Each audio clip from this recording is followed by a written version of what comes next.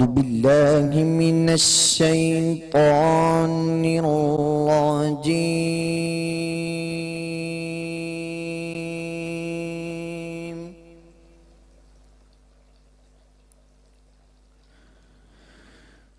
بسم الله الرحمن الرحيم.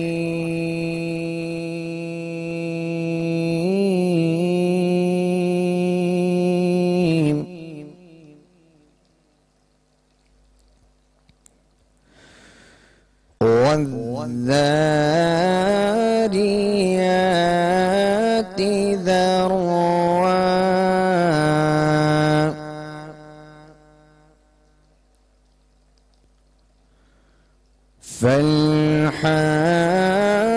فالحاملات وقرا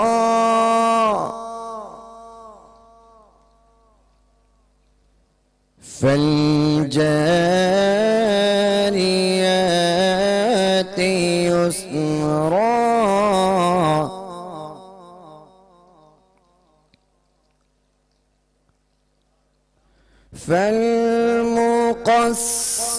فالمقسمات أمرا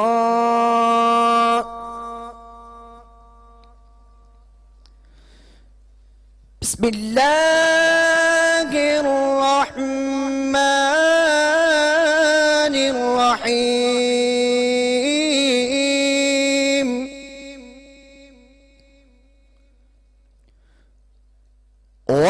والذاريات ذروا فالحاملات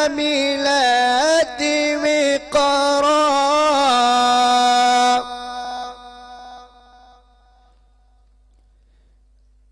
فالجاريات يسرا فالمقسمات أمرا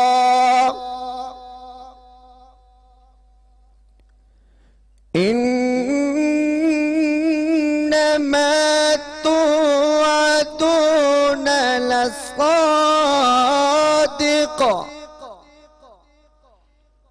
وإن الدين لواقع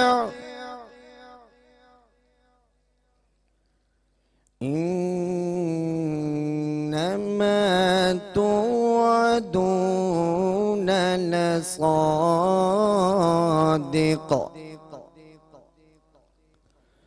وإن الدين لواقع صدق الله العظيम. कसम उनकी जो बिखेर कर उड़ाने वालियां, फिर बोझ उठाने वालियां, फिर नरम चलने वालियां, फिर हुक्म से बांटने वालियां, बेशक जिस बात का तुम्हें वादा दिया जाता है जरूरी सच है। जज़ाकल्लाह। बिस्मिल्लाहिर्रहमानिर्रहीम। अस्सलाम वालेकुम नाज़रीन, इफ्तार की स्पेशल ट्रांसमिशन रमज़ान हमारे ईमान में आपको खुशामदीद कहते हैं। खूबसूरत किरत आपने सुनी कारी अरसलान की आवाज़ में। माशाल्लाह मौला आपकी आवाज़ में और ख़ूबसूरती अता करे। और जनाब हमेशा की तरह मेरे साथ ज़ुबैर भाई यहाँ मौजूद हैं, उनको हम यहाँ अस्सलाम ज़ुबैर भाई। वालेकुम अस्सलाम व रहमतुल्लाहि व नाहिद आप बरकातुहू। हमारे साथ, जैसे मैंने आपसे कहा, हमारे साथ रहेंगे इंशाल्लाह इस पूरे रमज़ान। नाहिद अंसारी साहिब हमारे साथ मौजूद। अस्सलाम वालेकुम आपको। वालेकुम अस्सलाम। अच्छा, और आज जो हमारे साथ कहते हैं ना बातें, हम जो उसके महबूब का जिक्र करने के लिए जो शख्स मौजूद हैं जिनकी आवाज़ खूबसूरत है, तो मैं चाहूँगी कि पहले मैं उन्हें दावत दूँ और फिर अपने मौजू की तरफ हम आएँ और आपको बताएं कि आज हम किस मौजू पर बात कर रहे हैं। वैसे तो हम आपको बता चुके हैं सोशल मीडिया के थ्रू, लेकिन हम बाद में इस पर बात करेंगे। लेकिन पहले हम नात सुनते हैं वसीम अब्बास साहब के पास में। जी सल्लल्लाहु अलैहि या रसूल अल्लाह व वसल्लम अलैका या हबीबल्लाह।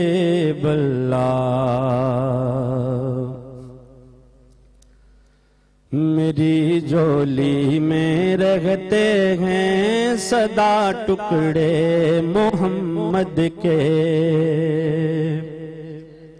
अज़ल से खा रहा गए ये गदा टुकड़े मोहम्मद के, टुकड़े मोहम्मद के। मेरी झोली में रहते हैं सदा टुकड़े मोहम्मद के। मेरे मौला अली ओ फातिमा हसनैन का सदका, मेरे मौला अली ओ फातिमा हसनैन का सदका, मेरे मौला अली ओ फातिमा हसनैन का सदका। मेरी नस्लों को भी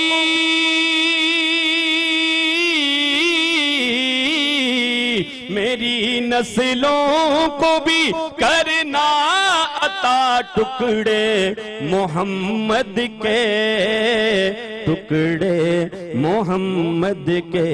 मेरी झोली में रहते हैं सदा टुकड़े मोहम्मद के।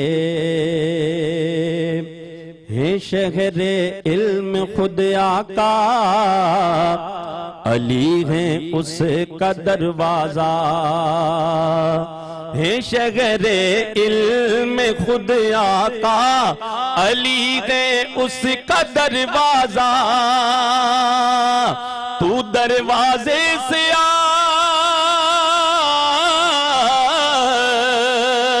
तू दरवाजे से आ और खाए जा टुकड़े मोहम्मद के, टुकड़े मोहम्मद के। मेरी झोली में रहते हैं सदा टुकड़े मोहम्मद के। पड़ी है क्या मुझे शाहों के दर से जाके मैं मांगूं, हुजूर का मंगता कहता है पड़ी है क्या मुझे शाहों के दर से जाके मैं मांगूं। खिलाता है मुझे मेरा खुदा टुकड़े मोहम्मद के, टुकड़े मोहम्मद के। मेरी झोली में रहते हैं सदा टुकड़े मोहम्मद के। अज़ल से खा रहा है ये गदा टुकड़े मोहम्मद के, टुकड़े मोहम्मद के। मेरी झोली में रहते हैं सदा टुकड़े मोहम्मद के। सुभान अल्लाह, सुभान अल्लाह। जी जी, बड़ी बड़ी जबरदस्त आपको अल्लाह ताला ने आवाज दी है। मजीद इसमें अल्लाह ताला बरकत अता करे। इलाही आमीन। नाजरीन, आप जैसा कि जानते हैं कि आज 7वां रोज़ा है जिसे हमने इख्तियार किया हुआ है। एक मरतबा नबी अकरम सल्लल्लाहु अलैहि वसल्लम का दरबार लगा हुआ था, जुमे का दिन था और आप सल्लल्लाहु अलैहि वसल्लम जुमे की नमाज अदा करने के लिए मिंबर पर तशरीफ ले जा रहे थे, खुतबा अदा करने के लिए। जब आप मिंबर की सीढ़ी पर आपने कदम फरमाया तो आपने फरमाया आमीन। उसके बाद जब दूसरे स्टेप पे कदम रखा तो फरमाया आमीन। जब आपने तीसरे स्टेप पे कदम रखा तो फिर फरमाया आमीन। और उसके बाद आपने खुतबा दिया और खुतबा खत्म हुआ। नमाज जब खत्म हुई तो सहाबा किराम ने अर्ज किया कि या रसूल अल्लाह सल्लल्लाहु अलैहि वसल्लम, आज आपने ये जो अमल किया है ऐसा हमने कभी पहले नहीं देखा, इसकी क्या वजह थी? आपने 3 मरतबा आमीन कही। आपने फरमाया कि जब मैं मिंबर पर तशरीफ ले जा रहा था तो उस वक्त हजरत जिब्राईल अलैहिस्सलाम मेरे पास तशरीफ लाए और हजरत जिब्राईल अलैहिस्सलाम ने दुआएं की। वो पहली दुआ ये थी कि वो शख्स तबाह हो जाए, बर्बाद हो जाए जिसके सामने ए पैगंबर आपका नाम लिया जाए और वो आप पर दरूद ना भेजे। तो मैंने फरमाया आमीन। उसके बाद जब मैंने दूसरी सीढ़ी पर कदम रखा तो हजरत जिब्राइल ने फरमाया कि तबाह हो जाए वो शख्स जिसके वालिदैन उसकी जिंदगी में मौजूद हों और वो उनकी खिदमत करके जन्नत का मुस्तहिक ना हो जाए। तो मैंने फरमाया आमीन। और जब मैंने तीसरी सीढ़ी पर कदम रखा तो हजरत जिब्राइल अलैहिस्सलाम ने फरमाया कि तबाह हो जाए वो शख्स जिसने रमजानुल मुबारक का महीना पाया और उसके बावजूद अपनी मगफिरत ना करवा सका। तो मैंने फरमाया आमीन। नाज़रीन, ये जो वाकया है, ये जो नबी सल्लल्लाहु अलैहि वसल्लम की सीरत से हमने लिया है, इसमें देखें कि बड़ी अहम बातें जो की गई हैं। सबसे पहले ये देखिए कि ये दुआएं करने वाला फरिश्तों का सरदार है हजरत जिब्राइल अलैहिस्सलाम, और उन दुआओं पर आमीन कही है रहमतुल लिल आलमीन ने, अल्लाह ताला के महबूब तरीन बंदे ने आमीन कही है। तो ऐसी दुआओं के रद्द होने का इम्कान ही नहीं है, वो दुआएं लाजमी कबूल होंगी। लेकिन आप ये देखें कि ये अगर दुआएं कबूल हो गई किसी के हक में तो वो शख्स तो तबाह हो जाएगा। वो शख्स कि जिसके सामने आपका इसमें गिरामी लिया जाए और वो आप पर दरूद ना भेजे। लिहाजा नबी सल्लल्लाहु अलैहि वसल्लम पर कसरत से दरूद भेजा करें, अपनी आदत बनाया करें। दूसरी बात, मौके को गनीमत जाने, वक्त की कदर कीजिए कि अगर आपके वालिदैन दोनों या उनमें से कोई एक आपके सामने मौजूद है तो उसकी खिदमत कीजिए। ये अल्लाह ताला की एक तरह से एक नेमत है, इसकी कदर कीजिए, वक्त की कदर कीजिए और इस तरह से खिदमत कीजिए कि आप जन्नत के मुस्तहिक हो जाएं। और ये रमजानुल मुबारक की जो सातें आपके सामने हैं, हमें नहीं पता कि अगली सात हमें मिलेगी नहीं मिलेगी। आप जानते हैं कि हमारे पिछले रमजान में हमसे बहुत सारे लोग बिछड़ गए। अमजद साबरी भाई बिछड़ गए, जुनैद जमशेद पहले थे, वो अब हम में नहीं रहे। हमें नहीं मालूम कि अगला रमजान हमारे मुकद्दर में होगा या नहीं।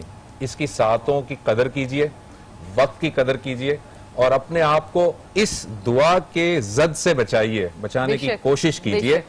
यही आज का हमारा पैगाम है और हमारा मौजू भी वक्त की मुनासिबत से है कि वक्त की कदर कीजिए, वक्त की पाबंदी का ख्याल कीजिए, नज्म व ज़ब्त की फिलहाल मेरे कान में बार बार कहा जा रहा है कि वक्त की पाबंदी करते हुए फौरन से पहले ब्रेक पे जाइए। तो आपकी इजाजत के साथ लेते हैं छोटा सा ब्रेक के बाद वापस आते हैं और अपनी गुफ्तगू को जारी रखेंगे।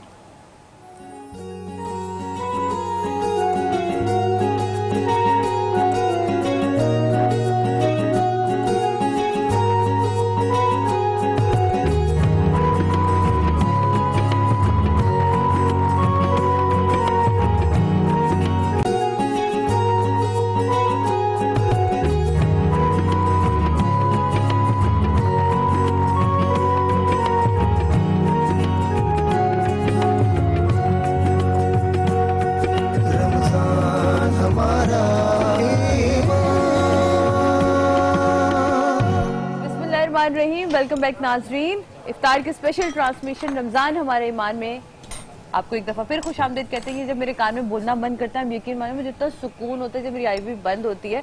वरना पता नहीं आपस की जितने बातें होती है ना वो भी हमसे कर रहे होते हैं समझते हैं कि वो भी मुझे इनको बतानी है। लेकिन इस वक्त मैं किचन में मौजूद हूँ और आप मुझे बताएंगे कि आज हम क्या बना रहे हैं। आज हम बना रहे हैं ईरानी आलू मिक्स कबाब। वाओ, ये चिकन भी है, छोड़ दे नहीं किसी खत्ते को। ईरानी आलू मिक्स कबाब, इसमें हम चिकन होगा। बहुत आसान वाली रेसिपी है ये। जो ये चीजें वो हैं जो आपके घर में मौजूद होती हैं। अगर आपके पास चिकन नहीं है, कीमा बचा हुआ है, आप कीमा ले लें, जो भी आपके घर में। अगर आपके पास चिकन और कीमा भी नहीं है, आप उसके अंदर कोई सब्जी डाल सकते हैं, कुछ भी आप इसके अंदर डाल के आप, क्योंकि ये एक वर्सेटाइल सब्जी है आलू। अच्छा, तो यहाँ मैं ना एक चीज आपको बता दूं कि आज जो मेरी गेस्ट हैं वो खुद बहुत मजेदार कुकिंग करती हैं। अच्छा, और इंटरेस्ट भी रखती हैं। अच्छा, अच्छे खाने की पहचान होना भी बड़ी बात है कि वो खाना देख के भी वो उनको पता चल जाता है कि भाई वाह, क्या ये खाना कमाल का होगा या नहीं होगा। अच्छा, और है इतनी डाउन टू अर्थ कि जब मैंने इनके साथ शो किया तो हमने कहा वाह, हमारे एक टाइम था कि अब हमने लंच करना है। तो हमने सोचा भाई मिनिस्ट्री पे फाइज है, मिनिस्टर है, तो अब क्या करें, इनको किस होटल छोटल लेके जाएं। कह रही है होटल को मारो गोली, ढाबे की रोटी और ढाबे की दाल से अच्छी खाना कहाँ मिलेगा। तो यकीन माने हमने ढाबे में बैठ के वहाँ वाकई उन उड़ती हुई मक्खियों के दरमियान हमने जो खाना खाया वो आज तक, बाकी बहुत मजेदार वो दाल थी, उसके ऊपर प्याज कटी हुई। तो ये कुछ चीजें होती हैं जो आपके अंदर से होती हैं, ये जो कहते हैं ना हम बार बार के इंसानियत जो नजर आती है, या आप डाउन टू अर्थ जो आप जब होते हैं, झुका हुआ होता है, जितना भी फलदार दरख्त होता है वो उतना ही झुका हुआ होता है। तो मेरी जो नाजुक अंदाम फ्रेंड है वो मेरी दोस्त भी हैं, हमारी इनके नाजुक कंधों पे एक भारी भरकम मिनिस्ट्री भी रही, और हर दफा इनको ऐसे ही सामने पेश कर दिया जाता है कि आपने हर बार अपनी पार्टी को जो है उसको पेश होके बताना है कि अब पार्टी ने ये नहीं किया तो अब पार्टी ने वो नहीं किया, और वो बड़े प्यार से समझाती हुई चली भी जाती है। लेकिन जब उन्हें गुस्सा आता है तो वो गुस्सा भी करना जानते हैं जनाब। तो आप समझ ही गए होंगे मैं किन की बात कर रही हूँ। हम सबकी, आप सबकी बहुत ही फेवरेट, और मेरी तो मेरी दोस्त है इसलिए मैं कभी उनको उस तरह लेते नहीं, बहुत नाजुक, बहुत खूबसूरत और बड़ी प्यारी आवाज की मालिक है। और शर्मिला फारूकी, अब आप समझ ही गए होंगे, तो हम सबसे पहले शर्मिला को वेलकम करते हैं। शर्मिला, कैसी हैं आप? कैसी हैं सादिया? बिल्कुल ठीक ठाक। मैंने मेरी कुछ ज्यादा ही तारीफ, मैंने तारीफ इसलिए की कि आप मेरे साथ किचन में आ जाए। मैं जानती हूँ आपके इंटरेस्ट का काम हो रहा है, आप किचन में आ जाए। बड़ी देर से आना चाह रही थी, मैंने सुना कि ईरानी कबाब है। अस्सलाम वालेकुम, कैसी हैं? क्योंकि शर्मिला के एक चीज बहुत अच्छी है कि जब कोई नई चीज होती है तो वो इंटरेस्ट इनका होता है कि उसकी रेसिपी क्या है। जुबैर भाई, ये बड़े, और आपके पास एक बहुत जबरदस्त मेहमान है। जी जी बिल्कुल। हमारे साथ स्टूडियो में नाजरीन इस वक्त कुछ और भी गेस्ट मौजूद हैं। मेरे साथ तशरीफ रखते हैं जनाब अल्लामा ज़ुहैर आबदी साहब। अल्लामा साहब अस्सलाम वालेकुम। कैसे हैं आप? खैरियत से हैं? अल्लामा साहब हमारे साथ, आपने देखा होगा मुख्तलिफ टॉपिक पर आप हमारे साथ मौजूद होते हैं। आज हम वक्त की पाबंदी, नज़्म व ज़ब्त और वक्त की कदर व कीमत के हवाले से गुफ्तगू करेंगे अल्लामा साहब से। लेकिन आपको ये इजाजत देंगे? नहीं, मैं सिर्फ इंट्रोडक्शन करा दूं। और साथ ही हमारे सेट पे मौजूद हैं नूरुद्दीन महबूब वहीद, निजामी कव्वाल और हमनवा। जी अस्सलाम वालेकुम, कैसे हैं आप लोग? हम प्रोग्राम को नाज़रीन थोड़ा सा आगे बढ़ाएंगे, लेकिन सबसे पहले मैं सादिया की तरफ ही आऊंगा ताकि वो किचन की जो एक्टिविटीज हैं वो वहाँ पे कंप्लीट करें, फिर हम अपनी गुफ्तगू को आगे बढ़ाएंगे। तो इसमें हमने डाल लिया कुटी हुई मिर्च, नमक, ये बॉइल्ड चिकन, ये काली मिर्च भी डाली, काली मिर्च डाली, कुटी हुई लाल मिर्च डाली और नमक। कुटी हुई मिर्च वो लोग नहीं खाते, सही, ये हमने अपने टेस्ट के लिए, अपने टेस्ट ईरान में तो बहुत ही बिल्कुल। और इसके ईरानी लगती हूँ, ईरान में लगती ईरानी है। मैं बस, आप जो भी कह लें प्यार से, मैं वही लगती हूँ। आप कुछ भी कह लें, आपको कौन मना कर सकता है? सीरियसली, मतलब लगता है कि पीछे पीछे से कहीं ईरान से कोई चला चला आ रहा है। मेरी नानी की जो लाइनेज थी वो पर्शियन थी। देखें, ऐसी तो नहीं, हम नहीं पहचानते ना, कुछ तो चलता है, कोई झलक तो आती है। अब इसके अंदर आपने छुपके क्या डाल दिया? नहीं, कुछ नहीं डाला छुपके, ये मैंने ब्रेड क्रम्स डाले हैं। आप इसमें ब्रेड क्रम्स नहीं है तो आप इसमें 2 स्लाइस ब्रेड के डाल सकते हैं। ठीक है। और ये और हर चीज आसानी से घर में आप ब्रेड आराम से बना सकते हैं कि माइक्रोवेव में रख के उसको गर्म कर ले, भी जरूरत नहीं है। तवे पे रख के गर्म कर ले, गर्म करने के बगैर भी आप वैसे भी बना लें। अच्छा, वो वैसे बना लें जैसे बस ये सब डाला। और इसमें आपने प्याज डालनी है, सही। और गर्मियां हैं तो प्याज ना डालें, क्योंकि अगर आप कबाब में कच्ची प्याज तो स्मेल आ जाती है। सिर्फ आपने ये सब करना है। और कैसे मजेदार लग रहा है ना, आलू और चिकन और कुटी हुई लाल मिर्च, एक पूरी गज़ा है, पूरी गज़ा है, पूरी गज़ा है। रोजा खुलने का इंतजार करेंगे जरा। काली मिर्च, और ये बहुत मजे की कुकिंग करती है, ये कुकिंग के बारे में भी हम जानेंगे। लेकिन वो जो मेरे भाई यहाँ बैठे हुए हैं, मैंने कहा आप लोग आज हमें क्या, क्योंकि हम दोनों ही जो है कव्वाली के शदाई हैं, शौकीन। तो अब आप बताएं आज कौन सी महबूब की महफिल को महबूब सजाते हैं। सुभान अल्लाह, सुभान अल्लाह, हैं वही जिनको सरकार बुलाती है। बेशक। तो फिर ये सरकार का बुलावा अगर आ ही गया है तो फिर हो ही जाए।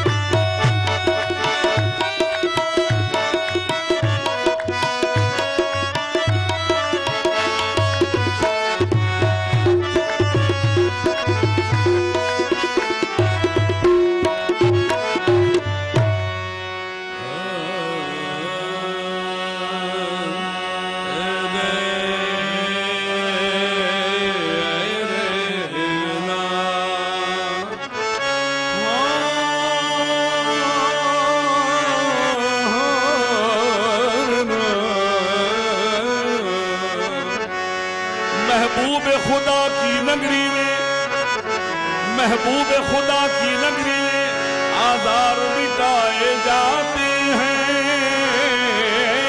महबूब खुदा की नगरी में आज़ार मिटाए जाते हैं। सरकार मदीना के मंगते सरदार बनाए जाते हैं। जब नजर कराऊं हो जाती है, असरार बताए जाते हैं। महबूब खुदा की महफिल में महबूब बुलाए जाते हैं। तो महबूब की महफिल को, महबूब की महफिल को महबूब सजाते हैं। महबूब की महफिल को महबूब सजाते हैं। महबूब की महफिल को महबूब सजाते हैं। महबूब की महफिल को महबूब सजाते हैं। महबूब की महफिल को महबूब सजाते हैं। आते हैं वही जिनको, अरे आते हैं वही जिनको सरकार बुलाते हैं। आते हैं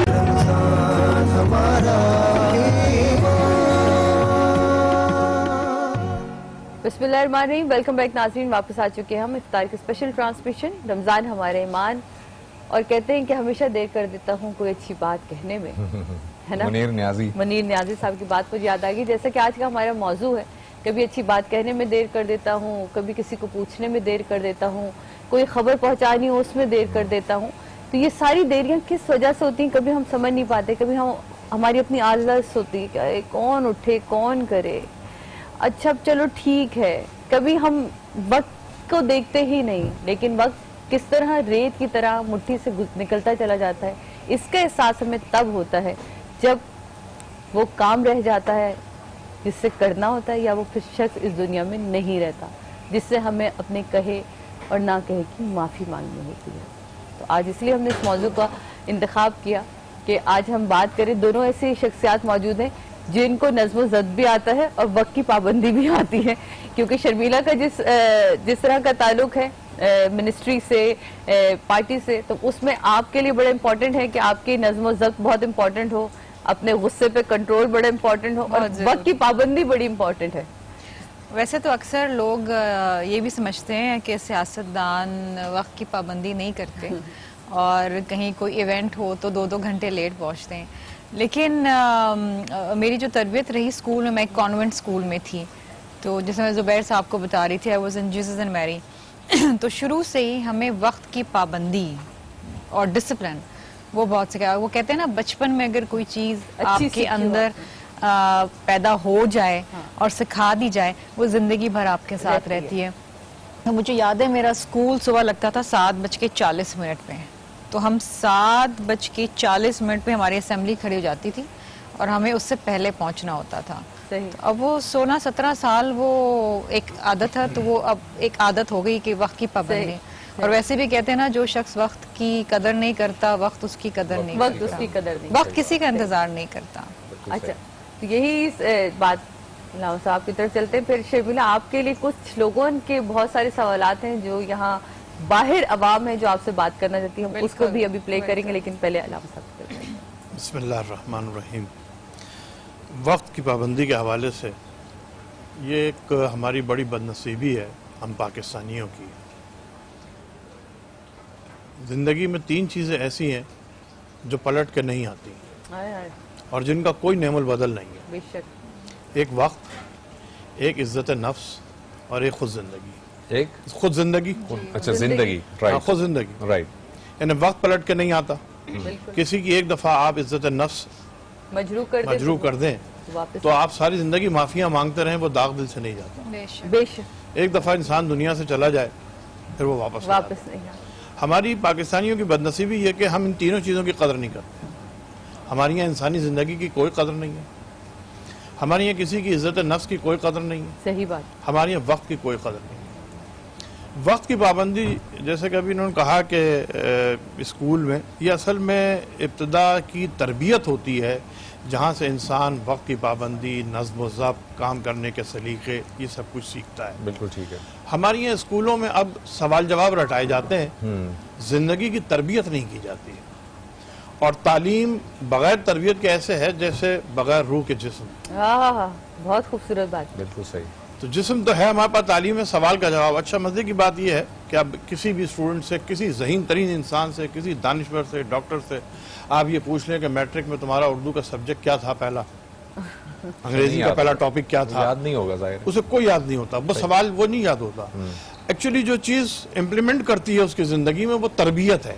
बेशक सही है। जो उस सबक का भी असल मकसद होता है कि उससे कोई आपने उस सबक का भी एक मैसेज होता है, वो मैसेज सही है। तो वो मैसेज बाकी रह जाता है, बाकी सबक बाकी नहीं रहता। लेकिन हमारे यहाँ तालीमी इदारों में अब ये आलम है, मैं अक्सर देखता हूँ कि 8 बजे का स्कूल है तो 8:05 में बच्चा घर से निकल रहा होता है। और चूंकि अब हमारे यहाँ ये एक सख्ती एक कर दी गई है, वेस्टर्न उस पर पैरवी में हम लोग अब चले गए हैं कि आप बच्चे को कुछ कह नहीं सकते। अगर आपने बच्चे पर ज़रा सी भी सख्ती की किसी भी किस्म की तो माँ बाप जो है वो आ जाते हैं, और अब तो पुलिस केस भी बन सकता है उस्ताद के ऊपर, उस्ताद के ऊपर पुलिस केस बन जाता है।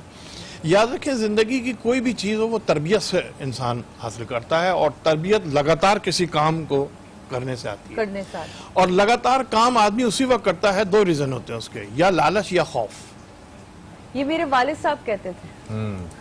लगातार काम आदमी किसी एक काम को किसी एक तरीके से उसी वक्त करेगा जब या उसको किसी किस्म का लालच होगा या किसी किस्म का खौफ होगा। सही बात है। लालच ये कि आपको कहें कि साहब ये इनाम दिया जाएगा, तुम्हें करने जाएगा, और खौफ ये कि सजा दी जाएगी। दुनिया के किसी और कानून में, किसी भी कानून में दुनिया के इंसेंटिव नहीं है। यानी अगर आप अच्छी गाड़ी चला रहे हैं तो आपको कोई इनाम नहीं मिलेगा, लेकिन अगर आप गलत गाड़ी चला रहे हैं तो सजा मिलेगी। लेकिन दुनिया का ये वो वाहिद मुल्क है जहाँ आप गलत काम भी कर रहे हो, यहाँ सजा कोई नहीं है।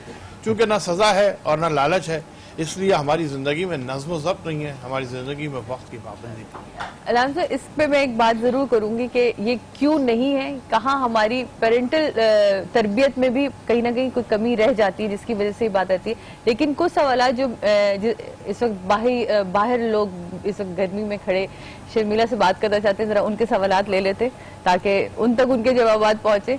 जी प्लीज।